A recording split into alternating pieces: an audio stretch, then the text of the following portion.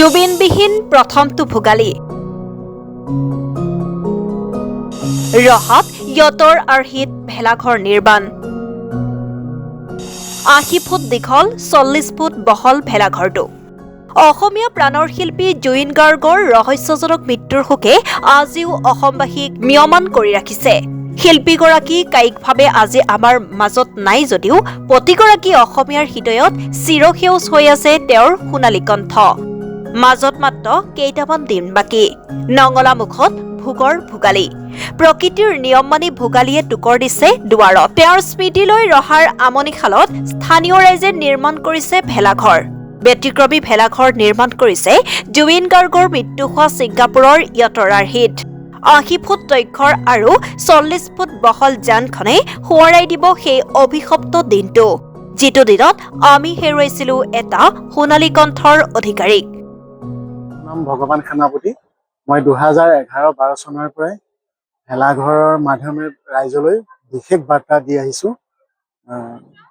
বিভিন্ন ধৰণৰ বাৰ্তা, যেনে ধৰি লওক কৰোণাৰ সময়ত কৰোণা ভেকচিনৰ সজাগতা, ঘৰ সুৰক্ষা, হাতী মানুহৰ যি সংঘাত হৈছিল, প্ৰকৃতি সুৰক্ষা, তাৰপিছত এতিয়া বৰ্তমান ২০২৫-২৬ চনত জুবিন দাৰ ১৮ ছেপ্টেম্বৰত, যিহেতু ১৯ ছেপ্টেম্বৰত তেখেতে ছিংগাপুৰত য়ত যাত্ৰাত তেখেত দুৰ্ঘটনা হওক বা অন্য খুব পৰিকল্পিত মৃত্যুৱে হওক বা হত্যাকাণ্ডই হওক, গতিকে তেখেতৰ স্মৃতিত এইবাৰ ভেলাঘৰটো নিৰ্মাণ উৎসৰ্গিত কৰা হৈছে। কথা হ'ল কি, জুবিন দাই আমাক অসমৰ ৰাইজক বহুত দি থৈ গৈছিল, পৃথিৱীবাসীয়ে বহুত দি গৈছিল।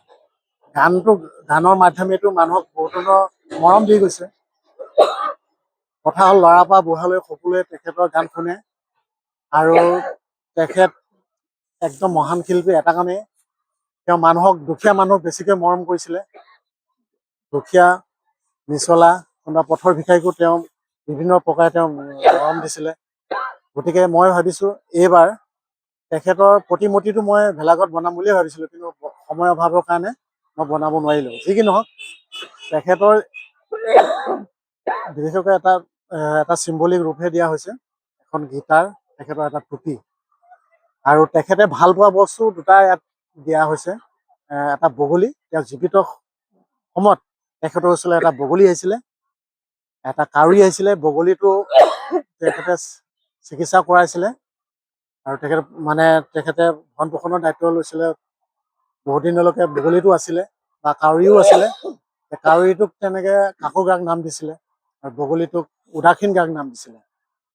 আৰু এটা বান্দৰো আহিছিলে ঠিক তেনেকে, বান্দৰটোৰ নাম মধুসূদন গাৰ্গ। আৰু তেখেত ঘৰত কুকুৰ পুহিছিলে, কুকুৰৰ তেনেকে মায়াবিনী বুলি নাম দিছিলে কুকুৰৰ। গতিকে তেখেতে বহুত বস্তু, জীৱ জন্তু, মানুহৰ বাদেও জীৱ জন্তুকো মৰম দিছিলে, আৰু গছ গছনিও ভাল পাইছিলে, গছৰ তেওঁ ৰুইছিলে। কথা হ'ল, তেখেতে যিখিনি আদৰ্শ দেখুৱাই থৈ গৈছিল অসমৰ ৰাইজক বা পৃথিৱীবাসীক, অসম বুলিয়ে নহয়, তেখেত পৃথিৱী বিখ্যাত এজন শিল্পী। গতিকে তেখেতৰ লৈ যেতিয়া এটা ভেলাঘৰ বনাব পাৰিছোঁ বা তেখেতক শ্ৰদ্ধাঞ্জলি দিব পাৰে, মই ভাগ্যৱান বুলি ভাবিছোঁ। কাৰণ জীৱিত অৱস্থাত তেখেতক মই লগেই নাপালোঁ। সেই দুখটো মোৰ মৃত্যু মুহূৰ্তলৈকে হয়তো মই যদি কিতাপৰ মৰিও যাওঁ, সেই বস্তু আমাৰ ৰাইজৰ মাজত যেনেকে দুখ ৰৈ গৈছে কোনোবাই নোপোৱাৰ কাৰণে, ময়ো তেনেকে লগ নাপালোঁ, নোপোৱাৰ বেদনা। গতিকে আমি যিসকলে পাইছোঁ বা আমি পায়ো হেৰুৱাইছোঁ, আমাৰ ভুলৰ কাৰণে তেখেত আমাৰ মাজৰ পৰা হেৰাই গৈছেগৈ। গতিকে মই ভাবোঁ এই ভেলাঘৰটো তেখেতৰ নামতে উৎসৰ্গা কৰা হৈছে। উদ্বোধন কৰিব আমাৰ ৰহা সমষ্টিৰ বিধায়ক শশীকান্ত দাস ডাঙৰীয়াই। আৰু এসপ্তাহ পিছতে কাম শেষ হ'ব। টোটেল সৰ্বমুঠ কিমান দিন লাগিল এই এসপ্তাহ ধৰি? এতিয়া বৰ্তমানলৈকে ডিচেম্বৰ যোৱা ২৫ চনৰ ৮ ডিচেম্বৰৰ পৰা বৰ্তমান এতিয়া ২৬ আজি বৰ্তমানলৈকে চলি থকা হৈছে। আৰু খৰচো বহুত খৰচ হৈছে। খৰচটো মোৰতো পইচা নাই, মোৰ বহুত টকা মানুহ নহয়। মই যি আছে তাকে মই উৎসৰ্গা কৰা মানুহ। আগতে মই টেম্পু গাড়ী বিক্ৰী কৰিছিলোঁ ভেলাঘৰৰ কাৰণে। মোৰ গেলামাল দোকান আছিলে, গেলামাল বজাৰ দোকান মই এক প্ৰকাৰ বৰবাদে কৰি দিছিলোঁ।